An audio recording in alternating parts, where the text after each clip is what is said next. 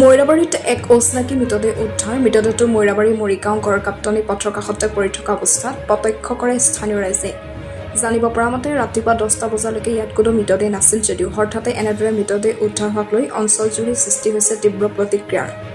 বৰ্তমান সময়লৈকে উদ্ধাৰ হোৱা নাই মৃত ব্যক্তিজনৰ পৰিচয় ৰাইজে মৈৰাবাৰী আৰক্ষী ঘটনা সন্দৰ্ভত অৱগত কৰাত আৰক্ষী ঘটনাস্থলীত উপস্থিত হৈ ঘটনা সন্দৰ্ভত তদন্ত আৰম্ভ কৰিছে